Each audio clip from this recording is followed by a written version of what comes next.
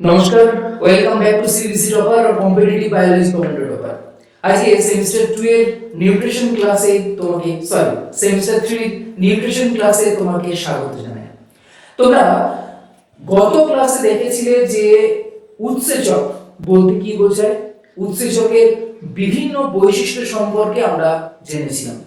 এবং আজকে আমরা যে বিষয়বস্তু নিয়ে আলোচনা করব সেগুলো হচ্ছে যে একটা উৎসেচক কি কি অংশ নিয়ে গঠিত, অর্থাৎ উৎসেচকের মধ্যে আমরা কি কি অংশ পাবো।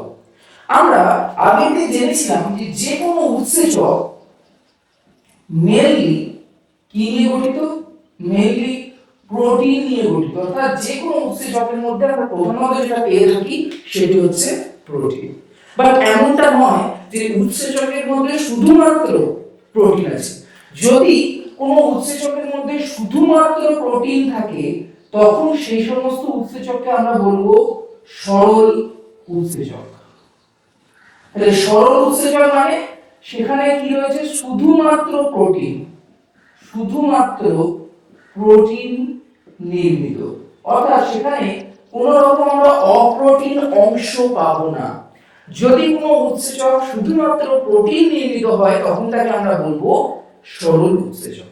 অন্যদিকে যদি কোনো উৎসেচক সেখানে কোনো প্রোটিন অংশের সাথে অপ্রোটিন অংশ যুক্ত থাকে তাকে আমরা বলবো জটিল উৎসেচক। তার মানে সেখানে আমরা প্রোটিন পার্ট পাবো এবং সেই প্রোটিন পার্টের সাথে আমরা কিছু অপ্রোটিন পার্টও পাবো। ঠিক, তাহলে আমরা কি দেখলাম, আমরা দেখলাম উৎসেচক শুধুমাত্র প্রোটিন নির্মিত হয় এমনটা নয়, উৎসেচক প্রোটিন নির্মিত হতে পারে শুধুমাত্র, আবার প্রোটিনের সাথে কোনো অপ্রোটিন অংশ যুক্ত তার মধ্যে থাকতে পারে। অর্থাৎ আমরা বলতে পারি উৎসেচককে আমরা দুই ভাগে ভাগ করতে পারি, একটাকে বলতে পারি সরল উৎসেচক এবং আরেকটিকে আমরা বলতে পারি জটিল উৎসেচক। সরল উৎসেচক মানে সেখানে শুধুমাত্র অ্যামাইনো অ্যাসিড রয়েছে, শুধুমাত্র প্রোটিন রয়েছে। ব্যাপারটা হচ্ছে জটিল উৎসেচক নিয়ে। জটিল উৎসেচকে আমরা তাহলে দুটো অংশ পাবো, একটা পাবো প্রোটিন অংশ এবং আরেকটি পাবো অপ্রোটিন অংশ। এখন এই যে প্রোটিন অংশ আমরা উৎসেচকে পাচ্ছি সেই প্রোটিন অংশটাকে বলা হয় অ্যাপোএনজাইম। কি বললাম, উৎসেচকের প্রোটিন অংশকে আমরা কি বলবো, অ্যাপোএনজাইম। বোঝা গেল আমি কি বলছি, বুঝতে পারছো তো যে উৎসেচকের যে প্রোটিন অংশ সেই প্রোটিন অংশকে আমরা বলবো অ্যাপোএনজাইম। অন্যদিকে উৎসেচকের যে অপ্রোটিন অংশ অর্থাৎ যেটা প্রোটিন নয় সেই অপ্রোটিন অংশকে আমরা বলবো কোফ্যাক্টর।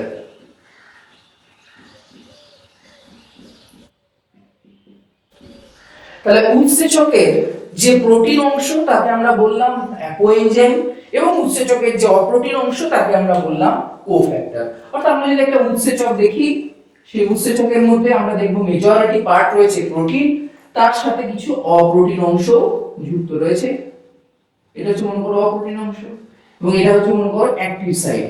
অ্যাক্টিভ সাইট কি, অ্যাক্টিভ সাইট হচ্ছে সেই অংশ যেখানে উৎসেচকের সাথে সাবস্ট্রেট বা বিক্রিয়ক যুক্ত হয়। ক্লিয়ার?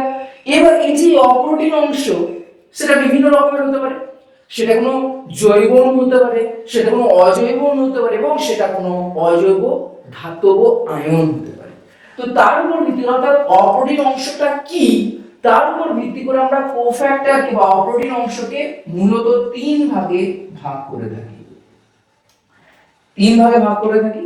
একটিকে বলা হয় প্রস্থেটিক গ্রুপ,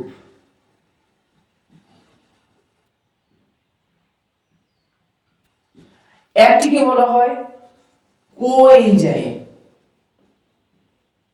বা সহ উৎসেচক এবং আরেকটিকে বলা হয় ধাতব আয়ন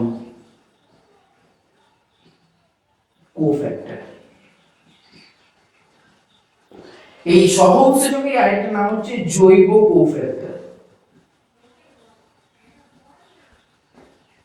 তাহলে আমরা কি পেলাম না অপ্রোটিন অংশ আমরা পেলাম তিন রকমের হয়, সেটা প্রস্থেটিক গ্রুপ হতে পারে, সেটা কোএনজাইম বা সহ উৎসেচক হতে পারে, সেটা ধাতব আয়ন কোফ্যাক্টর হতে পারে। এখন ব্যাপারটা হচ্ছে এই তিনটের মধ্যে ডিফারেন্স কি একটু বুঝে নিই। যে অপ্রোটিন অংশ বা কোফ্যাক্টর সেটা যদি উৎসেচকের প্রোটিন অংশের সাথে যদি সমযোজী বন্ধন দ্বারা যুক্ত থাকে, সমযোজী বন্ধন মানে বুঝতেই পারছো উভয় তরফ থেকে বন্ধন, অর্থাৎ কোভালেন্ট বন্ধন দ্বারা যদি যুক্ত থাকে কে প্রোটিন অংশের সাথে অপ্রোটিন অংশ। ফর এক্সাম্পল আমি হাতটাকে এইভাবে ধরতে পারি, আমি হাতটাকে আলতোভাবে ধরতে পারি, অর্থাৎ আমি বলতে পারছি যেটা বলতে চাইছি সেটা হচ্ছে যে উৎসেচকের প্রোটিন অংশের সাথে অর্থাৎ অ্যাপোএনজাইমের সাথে অপ্রোটিন অংশ সেটা যদি দৃঢ়ভাবে যুক্ত থাকে, এবং দৃঢ়ভাবে যুক্ত কিভাবে থাকবে না দৃঢ়ভাবে যুক্ত থাকবে সমযোজী বন্ধন দ্বারা, যদি দৃঢ়ভাবে যুক্ত থাকে তখন সেই অপ্রোটিন অংশকে আমরা বলবো প্রস্থেটিক গ্রুপ। তাহলে এখানে প্রস্থেটিক গ্রুপ মানে অপ্রোটিন অংশটা টাইটলি বাইন্ড, দৃঢ়ভাবে যুক্ত থাকবে। যেমন আমরা যদি উদাহরণ বলি প্রস্থেটিক গ্রুপের এই হিসেবে FAD, flavin adenine dinucleotide. FAD হচ্ছে একটি তোমার প্রস্থেটিক গ্রুপ যেটা দৃঢ়ভাবে যুক্ত থাকে, কার সাথে যুক্ত থাকে না প্রোটিন অংশের সাথে।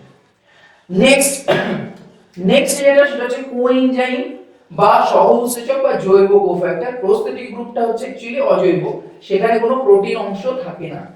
জৈব কোফ্যাক্টর মানে বুঝতেই পারছো সেখানে প্রোটিন অংশের সাথে যে নন প্রোটিন পার্ট সেটা শিথিলভাবে যুক্ত আছে।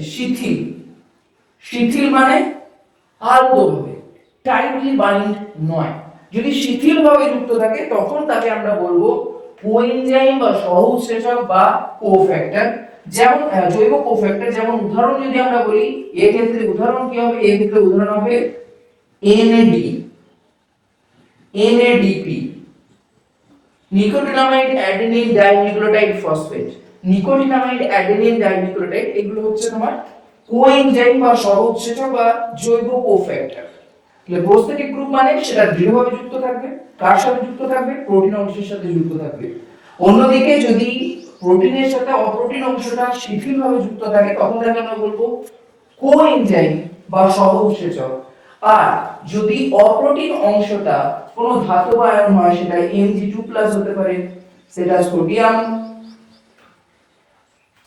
Na+ হতে পারে, সেটা ক্যালসিয়াম 2+ হতে পারে। যদি কোনো ধাতব আয়ন হয় তাহলে আমরা তাকে বলবো ধাতব আয়ন কোফ্যাক্টর। এখন এই যে প্রোটিন অংশ এর সাথে যে অপ্রোটিন অংশ, এই প্রোটিন অংশ এবং অপ্রোটিন অংশ পরস্পর যুক্ত হয়ে তৈরি করছে একটা সম্পূর্ণ উৎসেচক, অর্থাৎ আমরা বলতে পারি প্রোটিন অংশের সাথে অপ্রোটিন অংশ যুক্ত হয়ে তৈরি করছে একটা সম্পূর্ণ উৎসেচক, এবং সেই সম্পূর্ণ উৎসেচকটাকে আমরা বলবো হলো এনজাইম। তাহলে আমরা এটা বলতে পারি হলো এনজাইম কি কি নিয়ে গঠিত, একটি হচ্ছে অ্যাপো এনজাইম যেটাকে আমরা বলছি প্রোটিন অংশ, আর একটি হচ্ছে তোমার কোফ্যাক্টর। এবার সেই কোফ্যাক্টর তিন রকমের হতে পারে, সেটা যদি দৃঢ়ভাবে যুক্ত হয় কোফ্যাক্টরটা সেটাকে আমরা বলবো প্রস্থেটিক গ্রুপ, যদি শিথিলভাবে যুক্ত হয় তাকে আমরা বলবো কোএনজাইম, আর যদি সেটা কোনো ধাতব আয়ন হয় সেটাকে আমরা বলবো ধাতব আয়ন কোফ্যাক্টর। তাহলে এই হচ্ছে একটা উৎসেচকের গঠন, সেই উৎসেচকের মধ্যে কি কি জিনিস থাকে আমরা খুব স্পষ্টভাবে দেখলাম যে উৎসেচকের মধ্যে প্রোটিন অংশ থাকে এবং প্রোটিন অংশের সাথে কিছু অপ্রোটিন অংশ থাকে। প্রোটিন অংশকে আমরা বলছি অ্যাপোএনজাইম, অপ্রোটিন অংশকে আমরা বলছি কোফ্যাক্টর, এবং এই যে অ্যাপোএনজাইম এবং কোফ্যাক্টর সেটা যুক্ত হয়ে তৈরি করছে হলো এনজাইম। তাহলে কোন একটা উৎসেচক হলো এনজাইম অবস্থাতেই কিন্তু কাজ করবে, যদি তার মধ্যে প্রোটিন অপ্রোটিন অংশটাকে বাদ দিয়ে দিই তাহলে কিন্তু সে কাজ করবে না।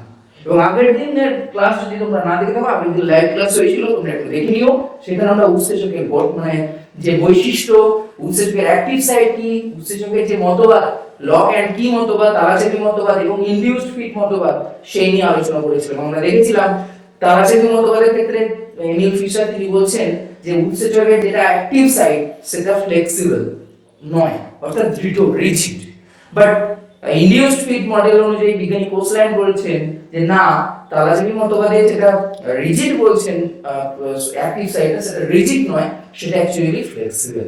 ঠিক, তো পরিচিত করা আর কি সেম অনুযায়ী। তো এই হচ্ছে আজকের ছোট্ট মতন একটা ক্লাসটি কেমন লাগলো তোমরা অবশ্যই কমেন্ট সেকশনে জানিও। তোমাদের উৎসেচকের গঠন নিয়ে কোনো কনফিউশন থাকলে সেটাও কমেন্ট করে জানিও। তো আজকে এখানেই দেখা হচ্ছে পরের ক্লাসে। ভালো থাকো, সুস্থ থাকো।